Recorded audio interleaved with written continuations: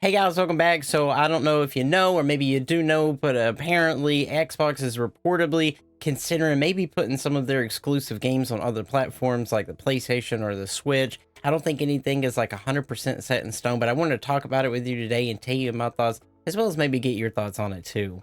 So it looks like from a report from The Verge here that it says Microsoft is weighing up which titles remain exclusive and others that remain on the Switch or PS5 in the future. Now, that alone is crazy because, I mean, does that mean, most of their games aren't going to be like Xbox exclusive anymore? Like, does that mean that there's just not really a good reason to buy an Xbox anymore? Are they going to continue to make consoles if everybody just starts buying other consoles or, just maybe buying more PCs so they don't have to get an Xbox anymore?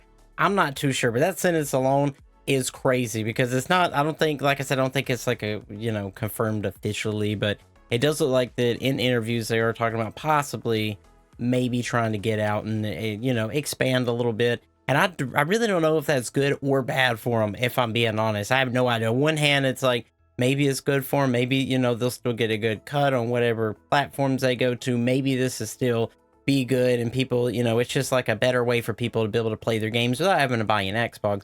On the other hand, though, especially if you primarily play on the Xbox, I'm sure you're probably wondering, like, what does that mean? I should buy a PlayStation next? Does that mean that the Xbox game is just gone now? Do you just no need to get an Xbox anymore? I'm not totally sure, and I wouldn't know, to be honest with you. But I would love to know your thoughts in the comments down below. It also says right after that, it says separately, Gears of War was said to be on the list being considered to a PlayStation release. Now, of course, if you have an Xbox, you probably played Gears of War more than likely. It's an Xbox exclusive. It's amazing. I love Gears of War myself. Great game. All of them are really fun. But to bring that over to PlayStation, for one, that's very cool for PlayStation fans.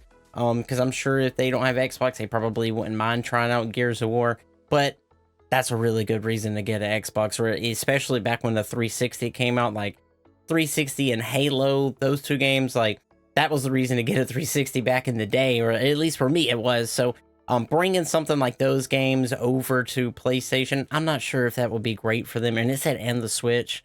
I don't even know if the Switch should be able to play like the newer Gears of War, maybe Halo. I'm not too sure, honestly, but it definitely a PlayStation probably could. So I don't know if this is a good thing or a bad thing for them, because on one hand, it gives PlayStation people the ability to finally be able to play Gears of War, but it's almost like, well, if you don't care about Halo that much, or maybe Forza, maybe I should just get a PlayStation if I like Gears of War and I like PlayStation. So it's almost like I wonder, if this is actually going to happen. I wonder how many, and I hope that there were people like, I hope this was a discussion at the head of Xbox and people were just flipping tables and throwing chairs. Like, I hope this was a heated discussion on if this was going to be a thing or not, because it's just wild, especially when I was a kid.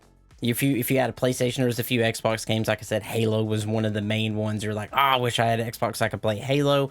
But now now maybe if this happens, it'll give new people with just PlayStations to be able to do that, which is awesome. But it almost seems like a not good decision on Xbox's end as far as like revenue wise. It just doesn't seem feasible, I would think. But I don't make games, so I have no idea. But okay, the rest of this goes on to say that Indiana Jones and the Great Circle is also reportedly being considered for a PS5 launch, but only after the game has had a rather short period of exclusivity on Microsoft platforms, possibly launching in December of this year. So it looks like even games like Indiana Jones that people are really hyped for, which looks like it's going to be a fantastic game. It looks like even it might be coming to the PlayStation, but only after a short little while, it says, before Microsoft. So it's almost giving you a little bit of a reason to have Xbox. Oh, you'll be able to play it a couple of months before or so if you get it on the Xbox.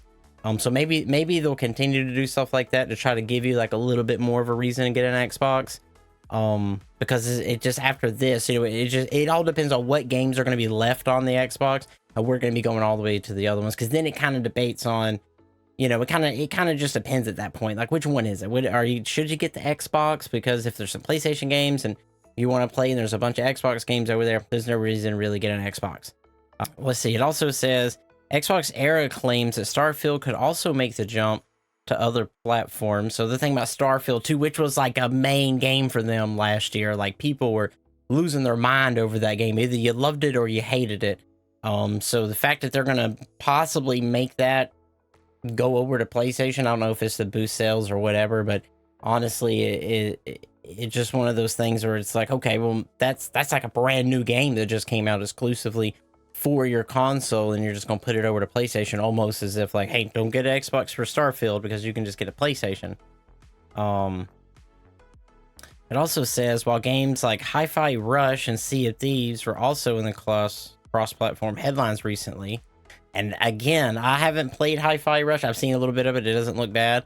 But Sea of Thieves, I have played Sea of Thieves. I love that game while I was playing. It was a fantastic time, especially when it came out with, it was like a Pirates of the Caribbean DLC. That was the most fun I've ever had playing that. With Captain Jack Sparrow, that was amazing. But bringing that over to PlayStation will be awesome for PlayStation users. But once again, that's a good reason to get an Xbox right there in the Game Pass, is because Sea of Thieves is on there, and it's such a beloved game. So it's crazy. It's good for all the other consoles. Bad for Xbox, maybe. Who knows? Let's see. It also says Microsoft's senior leadership has reportedly been debating the pros and cons of this new strategy, and claims that not everyone is necessarily happy with the decision. So it's worth noting that these plans could still change, and as nothing appears to be set in stone. Okay, so it doesn't look like this is 100% yet. But maybe we'll know soon. Who knows? I guess when you see an ad for Xbox or for PlayStation and it's got Starfield or Sea of Thieves, you know what happened. Because I don't know. Maybe they'll have like maybe they'll announce it at another Game Awards, or like a game. They'll have like something where they'll show off new games soon. Maybe they'll do that and kind of lean us into that. That's really all this says. It says the incentive for Xbox console purchases will still be driven by Game Pass versus $70 purchase on PS5. It's a win-win situation. Okay. So they're saying that maybe it says a new direction could be positive for Microsoft, because they're still driving Game Pass versus charging $70 on PS5. So maybe it is a win-win for them. It doesn't matter either way as far as revenue-wise. Like if they put their games over on other platforms, maybe that's not going to affect them that much. But it just begins to wonder about the console aspect of it. Like, does this mean PlayStation won the console war? That's been on for so long, if they just kind of, have they stepped down? Like, it just kind of makes you wonder that, like, has Xbox stepped down? Have they stepped down from the console war, and they're just like, yeah, we're just going to give PlayStation our stuff too, so everybody can go over there and play a lot of games over there. If you don't want to buy Xbox, that's fine. We're done. We're good.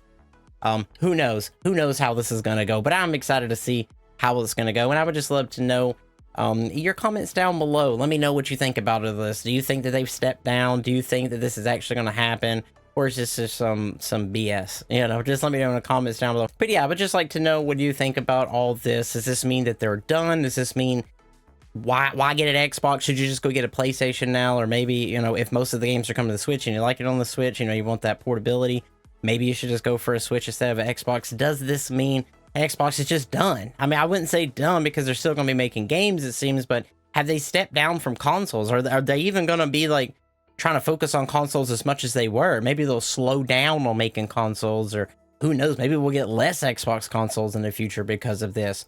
Who knows? Or maybe be the opposite. Maybe they make so much money off this that they just make more Xboxes. I have no idea, but I would love to know your thoughts in the comments down below, because this has been interesting. This is just a wild time to be a gamer, especially if you grew up with like PlayStation versus Xbox all the time, all these exclusives for a long time now. Then you're probably like, man, this has been like the console war debate for as long as I've been, ever since I was a kid. So this is just crazy. It's a crazy time. And if you enjoyed this video, don't forget to hit it with a like, man. It really helps out the channel here. If you want to see me do more of these kind of videos, just let me know. I usually react to like gaming scenes, gaming trailers, upcoming games, that kind of thing. But this was something just really cool, really crazy to be a gamer, and I was like, I want to talk about it with you guys. So if you want to see more videos like this, the style of videos where we're talking about, maybe giving my opinions and getting your opinions on certain things, just let me know in the comments down below, and I'll continue to make some videos like this. So that's all I got for you, man. I will see you in the next video, and do not forget, this Orc Army for life.